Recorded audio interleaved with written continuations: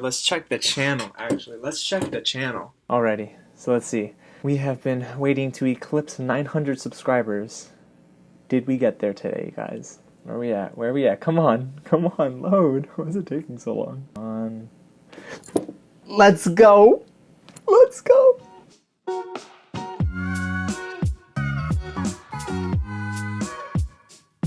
What's going on, you guys? James here, and yes, we did it together. We just eclipsed 900 subscribers here at the channel, all because of you and your support. I wish we had some, like, banners and stuff, but when we get our studio, you bet it's gonna be a celebration, but now all I have is just Lysol wipes, and that's about it. I'm just so thankful for you guys and the love you continue to show. You stay in the comments, you like videos that I put out, you share them, you tell your friends about the channel, and you're just with me every step of the way, especially now in this weird season where I'm not really talking about new movies because, well, new movies have been delayed, and you guys continue to give me so much to celebrate in moments like this. So, I mean, I'm just like so thankful that God gave me this platform, and then you guys continue to help me just steward it because of your love and your support. And again, I can't thank you enough, but thank you. 900 subs.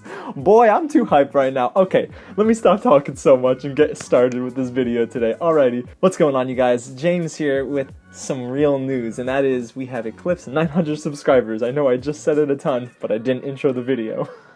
Before I get started with a very special video here for the channel today, if this is your first time here at Real James and you're wondering, well, who's that? That's this guy, and I love talking all about movies and TV shows. If you do too, and you love what you hear and what you see, go ahead and hit the big red button below and subscribe to the channel. And don't forget to tap on the notification bell right next to it. It's like here. No, it's here. And that way you just stay up to date with anything new that I drop. Yeah, like I mentioned, it's been a different time here at the channel. I've been streaming a ton of content. I've been recording more often for you guys, and I'm just so thankful that we get to grow and grow and grow. So if you can, go ahead and like this video, consider sharing it with your friends, and stay in the comments, guys, and just let me know how you're feeling, check in with me, and we're about to get into a topic that I think you'll really, really love. So the poll for the day is, and it should appear at the top of the screen right there, what was your favorite year in movies from 2016 to 2019? And the reason I'm saying that is because we haven't finished 2020, of course, and today we're going to talk about all of the movies, well, not all of them, but my favorite movies and my least favorite movies of every year that this channel has been around, or I should say this brand, because if you haven't already noticed, this hasn't always been Real James. Reflect the Screen was the title of this channel before anything, and actually I was writing articles and writing reviews on reflectthescreen.com before I, well, kind of put that on pause because I felt like I was running out of content, and we'll talk more about that as this video goes on, but I decided to take things up to another level and get in front of the camera because I love just conversating with you guys and conversating or conversing. Crap. I just love being in front of the camera, being able to emote easier with my hands and my face, and I just love doing this. So because of that, I decided to rebrand, and now we're Real James, and it's just all about movies, and we're just talking together. So again, thanks so much for sticking with us on this long journey, but it has been such a fruitful one, and it's been a journey of growth. And if you go back and see some of my earlier videos, oh boy, the production value was weird. But now we have somewhat of a set in a sense. I mean, I got lights, I have 3 lights now, and I have OBS, which I was actually looking at just now. I got some stuff in the background, so we're just growing, guys, and thanks again so much for just being a part of this. Alright, so let's get into the video of the day, and what we're going to talk about are my favorite and my least favorite movies from 2016 all the way, I guess, until now, because we've been doing this for, at least I've been doing this for 4 years. Y'all, we've been in it for a minute. So let's get started with the year 2016 and some of the movies I've seen. Now, this is a fun year because I saw 30 films, but it was the first year that I was getting onto Press List and starting to make somewhat of a name for myself. And when Reflect the Screen started 4 years ago, it was with 2 of my buddies, and unfortunately they wanted to go away. But fortunately enough, my brain started going even harder. I guess the gears started running, and I thought, you know what, I gotta put in the work now. It's just me, so I was putting out news articles, trailers, reactions, and I was putting out actual reviews.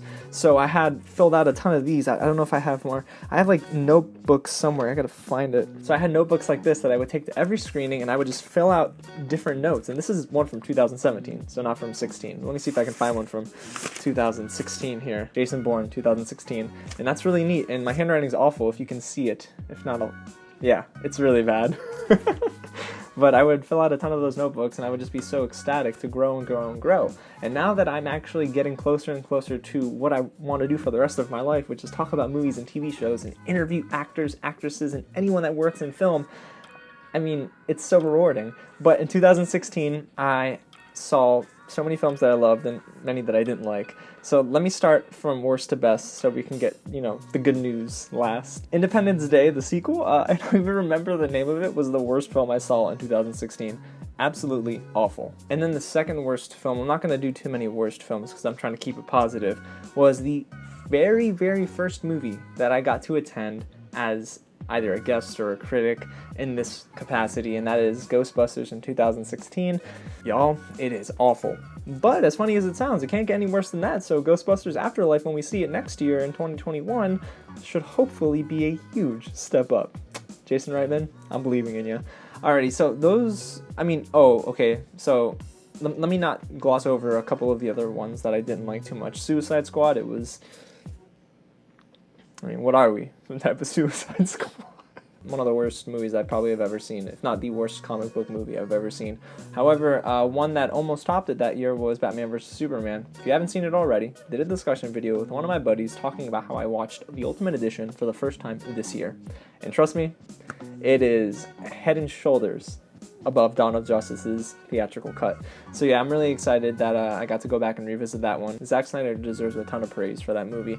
Okay, so my top 5 for this year actually was really hard because there were a lot of movies that I saw that I really was blown away by, and this is the same year that Civil War came out too, which at one point I think was in my top 3. But then I saw some more quality films as 2016 kept rolling along. Fences with Denzel Washington and Viola Davis. I mean, Mamma Mia. I don't even know. What hasn't been said about this movie? Denzel directed it himself. And what's crazy cool about that movie is that it came at a very crucial point in this country. I'll leave it at that, so a lot of these trolls and bots won't get crazy in the comments. But yeah, a really good film. Quality movie. And then there's Lion. Lion was great. I actually just had this conversation with my girlfriend about Lion. And it's a movie that stars a guy, I totally forgot his name, Saru. And he's played by Dev Patel, and my goodness, he uses Google Maps to find his mother after not connecting for many, many years. It's really emotional, very well directed, very well written, and acted, so it was definitely worthy of a top 5. And then my number 3 for that year was Silence, directed by Martin Scorsese. If you haven't seen that movie, all I want to say is you better sit down, strap up, don't look at your phone unless it's an emergency, but get fully engrossed in the story because it's well worth your time. Number 2 that year was Moana. I remember getting out of the theater and singing almost every song because it was stuck in my head. Dwayne "The Rock" Johnson did a great job in that film. It's well directed, and the animation's beautiful. And I'm happy to say that Moana is much better than Frozen, so I'm just going to leave it there. We're getting to the number 1 of that year, which was Moonlight. That is my favorite movie of this past decade. A24 was really not on my radar until Moonlight, and then I understood the wonderful works of Barry Jenkins, who later on went to go direct If Beale Street Could Talk, which is another fantastic film. But yeah, Moonlight, I cried. Alright, let's go to 2017, the second year of what is now Real James. And alrighty, this year was actually really fun too, because I saw way more movies. So I saw 30 last year, right? How many did I see in 2017? 56. So I saw almost double. And the worst movie of that year was most definitely Fist Fight. It was awful. I mean, Ice Cube is funny in 22 Jump Street and, all that stuff, and that's about it. I can't talk about that movie anymore. That was also the same year that The Mummy came out, which was Universal's Dark Monsters, their Dark Universe cinematic thingy. It didn't work out very well, and thank God it didn't, because then The Invisible Man probably wouldn't have starred Elizabeth Moss, and it might have been even worse. So I'm really glad that The Invisible Man got its fair shake, because this Marvel Universal Dark Monsters universe didn't work out. What other honorable mentions? Oh, okay, so this was also the year where I got a lot of flack for not liking Logan as much as everybody else. For me, it fell in the middle of the pack. Was it better than War of the Planet of the Apes? Yes. Lego Batman movie, of course. Darkest Hour? Yes. The thing is, Logan, for me, was one of those movies where it overutilized gore. It's a rated R superhero film that doesn't necessarily do a great job at holding your attention story-wise. There are glaring holes in the story, right? And then there's a bunch of blood that everyone sort of gets fascinated by, and I don't understand why. I mean, Hugh Jackman is the best Wolverine we'll ever get, sure. But there were so many things that were on the nose. I mean, clone Logan or something like that. It was just so weird, and I didn't really care for the movie at all or the plot. So yeah, Logan was not very good. This was the year where I started to fall in love even more with A24. Lady Bird was my favorite movie of the year. You also had Good Time in my top 5. It's the movie that put Robert Pattinson back on the map in terms of acting and made people forget about Twilight. Denis Villeneuve's Blade Runner 2049 was number 2 that year. Get Out, number 3. Baby Driver, number 5. Edgar Wright directed such a great film, and there are so many wonderful pieces of music in that movie, and how the action coordinates with the music is great. Edgar Wright is really well known for that. But the Academy Award winner, the big winner that year, was The Shape of Water, and I had that at number 6. Man, it's fun to go back in time with you guys and just look at films that, whether I loved them or I hated them, where I had them ranked, that's fun for me. So I think that's enough for 2017. Let's get to 2018. So, funny story, guys. Remember how I told you in the beginning of this video that I was running into a creative roadblock? In a sense, I didn't really know what I wanted to do with Reflect the Screen, and I was getting a little discouraged because not many people were either viewing my work, or I was starting to compare myself heavily to other outlets, and that wasn't healthy.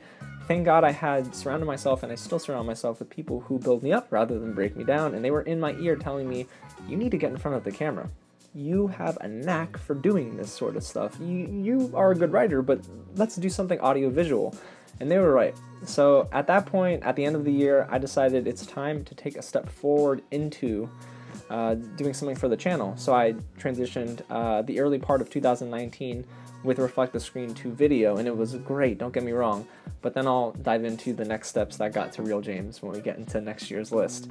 So for 2018, like I said, I saw 56 films the previous year. I can't say last year. So I saw 74 movies in 2018. I mean, listen, I have a lot of friends who've seen much more, so I'm not bragging, but I love that each year I see more and more movies because there's quality cinema out there. Yeah, my number one of the year was hands down Spider-Man Into the Spider-Verse. Being a huge Spider-Man fan, seeing what Sony Animations did with Spider-Man Into the Spider-Verse and telling the story of Miles Morales was fascinating. And it also brought one of the best original songs on a soundtrack ever, which is Sunflower by Post Malone and Sway Lee. Being a huge hip-hop fan, struck a chord with me. Creed 2 was right behind it, then The Favorite, and of course, like I mentioned a little while ago, Barry Jenkins' If Beale Street Could Talk, and then A Star Is Born, which I wish I would have brought my earplugs in to the theater. Yeah, it was loud, man. Yeah, my ears kind of, not burst, but it hurt really bad. Of course, same year as Infinity War, and that was in my top 10. Roma was number 10, and I loved Hereditary so much. It was actually, and I'm on record saying it too, the video's there. If you haven't watched it, maybe it'll pop up at the top of the screen, but if not, go search it. Hereditary is the most unsettling and probably scariest film I've ever seen in my life. Incredible movie. Ari Aster did great with Midsommar. Not so much, but let me not get ahead of myself here. That was the same year as Black Panther. Very nice. Very nice. Love that movie. A Quiet Place, which I'm incredibly excited for the sequel. I want to rewatch the original because while it's middle of the pack for me, in terms of an overall movie year, I feel like John Krasinski did a better job than I'm giving him credit for, especially in the audio department. It's beautiful, beautiful work when it comes to sound direction. Deadpool 2 came out that year, and I very strongly remember not liking it and getting completely tired of this whole Deadpool shtick. I'm sorry, guys. Just not the biggest fan of Deadpool on the big screen, but I love reading the comics. So it's a weird disconnect for me, I guess. Also, Aquaman came out that year. Crap movie.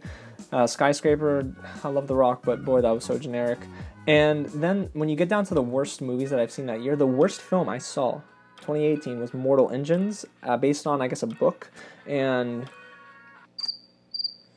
And coincidentally enough, because Venom 2 is getting a trailer drop this week most likely, Venom was number 73. It's so funny to say it like that, but Venom was number 73, and then you have 12 Strong, which is whatever, and The Darkest Minds, and a lot of different generic stuff. So yeah, alrighty, 2019. Now you've already probably seen my top 10 best and worst of 2019. If you haven't, hopefully you will go find it, or I'll link it below, or yeah, I should just link it below. But this was also the year, like I said, that I rebranded to Real James. So that came in October. It has been such a fast wave of support that we've gained on the channel, and I think it's just so beautiful. Again, like I said, I have such a champion in my corner that has helped me throughout this entire rebranding process and continues to. Last year was just so rewarding for me, I think, and I'm just super blessed to do this every day. So I saw 85 films that year, so definitely I'm seeing more and more. The trend continues to grow and grow. This year might be a little bit low because of the coronavirus, but it is what it is. The worst movie of last year, I don't have to tell you guys, right? Say it with me now.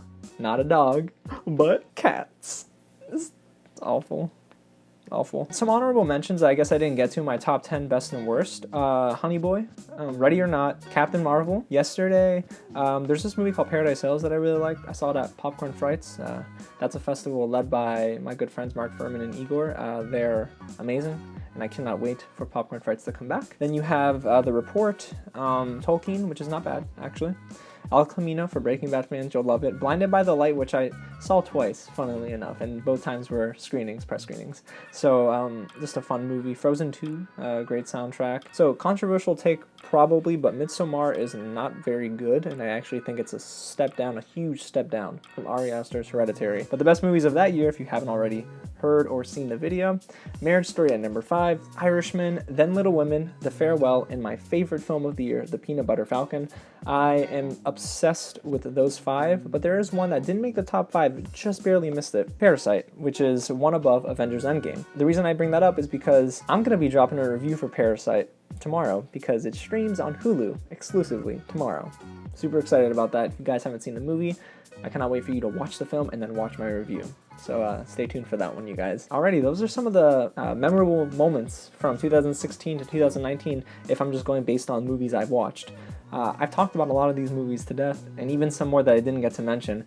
But again, if you guys have supported the channel from day one, or you're just finding yourself at the channel today, thanks so much for just tuning in. And honestly, if you haven't, please go ahead and consider hitting the sub button down below. It's a big red button. It's got a little red bell next to it. If you don't mind tapping on that and just staying up to date with everything new that I drop, I'd be so grateful, because you guys make it worth it.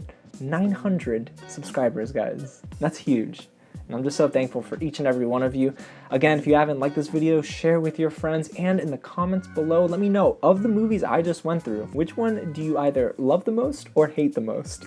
It's going to be fun to hear that from you guys. I guess that's all I got for today. I love you guys a ton. Thanks for sticking with me with this very unique update, and onward to 1,000. It's coming. Love you guys. Wait a second. That's not how I outro my videos. Again, thanks so much for watching, and I'll catch you at the next screening.